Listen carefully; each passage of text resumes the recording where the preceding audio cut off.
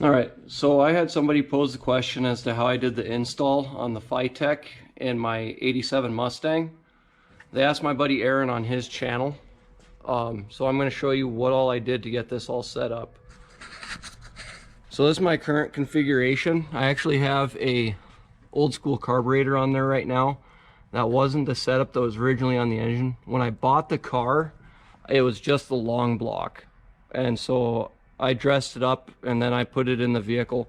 When I bought the car, all of the engine wiring was still in the vehicle, but it was all torn to shreds. Someone had been nipping and cutting into it for some time. So I went in, I got into the kick panel over here on the driver or on passenger side. I pulled this kick panel off and I started disconnecting from the ECM, and then I disconnected all the wiring, pulled the ECM out of there, and then I pulled all the wiring through along with the grommet that blocks this hole. So I pulled it all out through here, disconnected everything, and I left all of the chassis harness wiring. And so here's, looks like a rat's nest right now, but here's what you keep of the chassis harness. You have this black 8-pin connector, and then you have this gray 8-pin connector.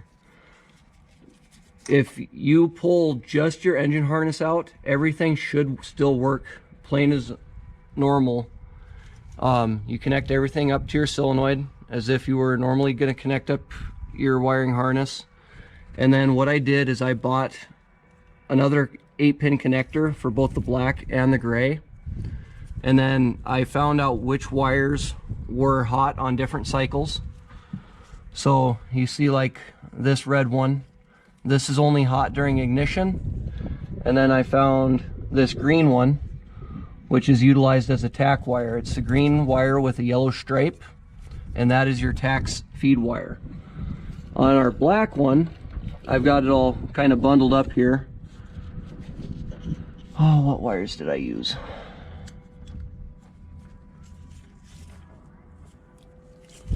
Well, what I did is I checked the currency on all of them, both during accessory and during ignition. And I checked to see which ones were getting power during those cycles, and I utilized those. So one of them is a constant, and I'm actually using that to power the Fitech. That goes to your red wire, if I can find it.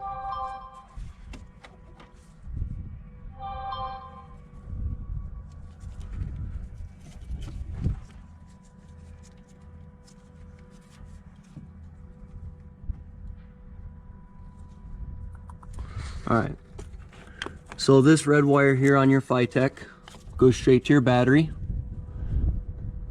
And then this orange wire I have fed through down to my fuel pump. Fitech instructions say that you do not need a relay with it, so I did wire it straight into the pump. And then on this little harness here, you've got your AC in, which I'm not using. You have your tack or your blue wire, which I connected into the same as the vehicle tack wiring. You have your fan one, and then you have your white key one. Now your white key one is the one that I tapped into this black wiring harness. This one is on during accessory and during ignition. So I utilize that to power the Fitech system. After I got those tapped in, I went over here and you have your Fitech controller. I just ran it straight through the hole that was in there, and that hole actually loops through into the glove box. So these are the connections for your Fitech controller. Those will go back up to your carb setup, and I looped them through into the glove box here. I brought them out of the glove box right here and into my digital display, which I have set up on my windshield. So one thing that I got going on here, you see that I currently have an old 4-barrel carburetor sitting on here. What was happening is I was having a lot of issues with the Fitech. I couldn't figure out what was going on with it. The car seemed to be running right, but as soon as you put a load to it, it would stumble and fall flat on its face. Come to find out, I double checked all my plug wires. Ford actually has 2 configurations for wiring. This one has a B303 cam, and what ended up happening is I had these 2 wires mixed up, so I was only firing on 4 cylinders. That's why every time I'd give it gas under load, it would just fall flat on its face. So I went around, I swapped those 2 wires back around, and now she's running fine. So what I'm going to do is I'm going to pull this carburetor off, and I'm going to put the old Fitech back on. Doing things kind of on the cheap side here, what I did is I did go through, this is the factory throttle cable. Now this is for a 2.3 liter, not a 5.0. So I took this factory throttle cable and I took the bracket and then I mounted it to a piece of aluminum that I shaped to fit it. I will go in, I'm going to reinforce this a little bit better. I've got to go in and put another screw in to hold it in place. As you can see, it still wobbles a little bit. I'm going to go through, put a screw in and hold that down a little bit better. But that's to come a little bit later on. It works for now, so I can get some test drives in, get everything figured out with the timing, get everything figured out with the cooling fans, and then go from there. So what I'm going to do now is I'm going to pull this old school carburetor off, and then I'm going to go back in, I'm going to hook up the old Fitech.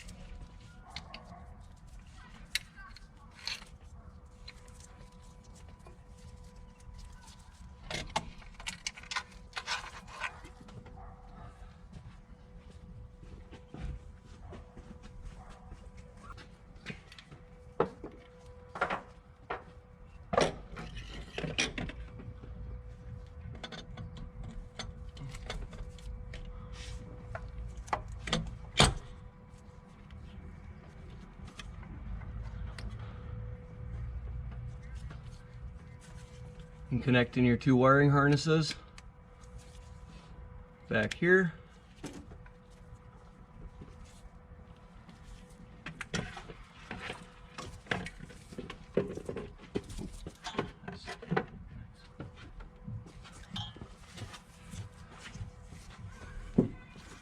And these ones I'm going to loop around over to this side. I'm going to run them underneath this throttle cable black bracket here, then out back. That way they're up out of the way, not getting smushed by anything.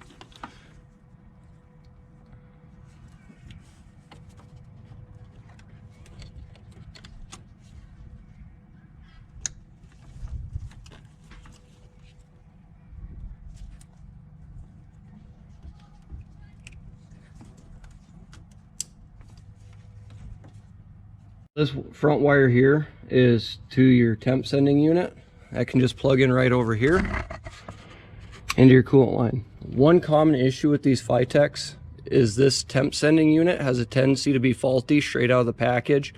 I am going to have to replace this here in a later moment, but we're going to let it go the way it is for right now because it still kicks the fans on. Alright, and then I have this big long one. I'm going to drop down behind the engine, and this one's going to go to our O2 sensor.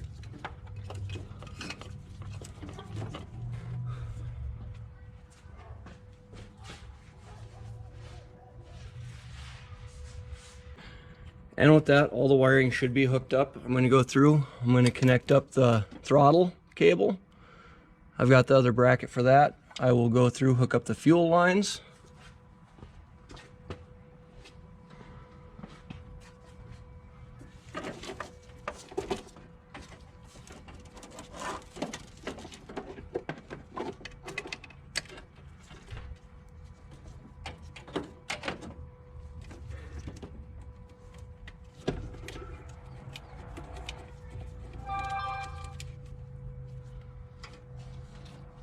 And I'm going to bolt this down.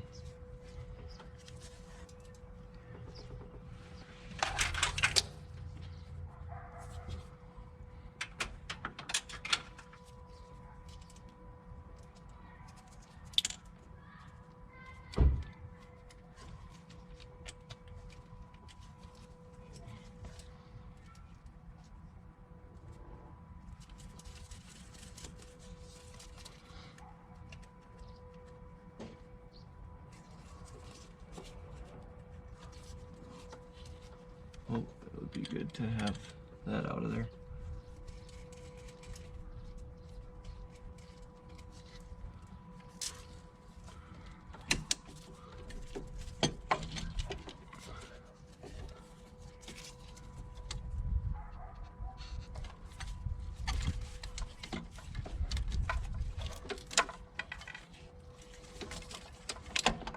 Had it sitting in the box, looks like a piece of the carb stud, or the air cleaner stud got caught down in there. So that'll go in there.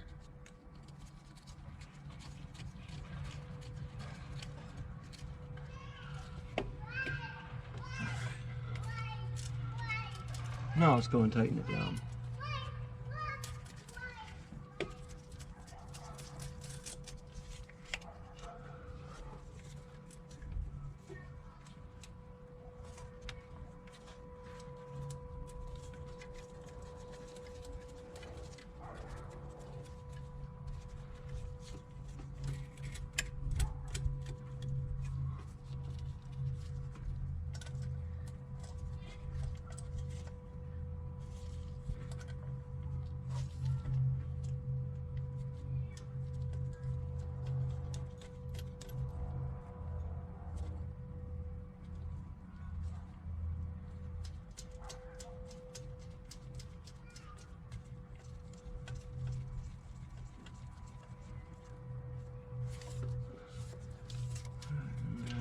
This one.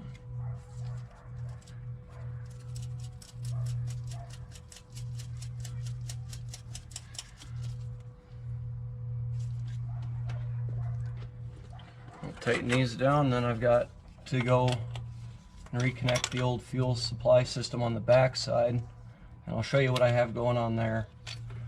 Now, some of this stuff was set up before I bought the car, and I'll show you what I mean when I say that.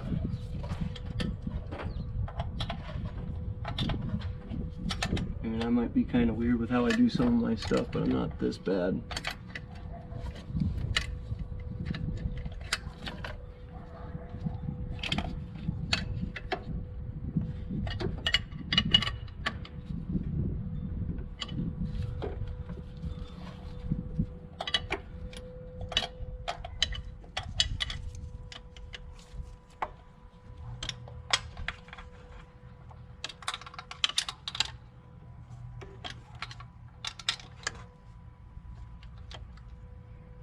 There we go. All right, so what I was talking about earlier, by when you can see some of the stuff is done up prior to me, somebody had gone in and cut these holes out of the bottom of the trunk. I mean, I guess I'm not going to complain because it gives me a lot of access to everything that I need to, i.e. installing this intake fuel pump. The pump is made by Hyperfuel, is the person who creates this pump. It's intended to be an in-tank pump. It originally came with the Fitech system that I bought. Fitech now goes with a different pump source, so I don't know exactly what you're going to be looking at as far as availability and how to install those specific pumps. But this is how I did mine. You have to find a place with at least 6 inches of clearance. You measure your tank, and then you cut your pipes to length for your pickup and your return as well. And then your pump on the inside gets zip tied to your pickup tube so that it doesn't all move around while it's inside the tank. So I've got my supply line and I've got my return line. They're both running out underneath the car, and then they're going to be tying into the remainder of the fuel system. When I did up the wiring harness for the pump itself, I pulled the pump from the factory side over here, and then I just rerouted them underneath the vehicle, and then I brought them out over here so that it should all work same as it used to with the chassis wiring harness. GoPro, stop recording.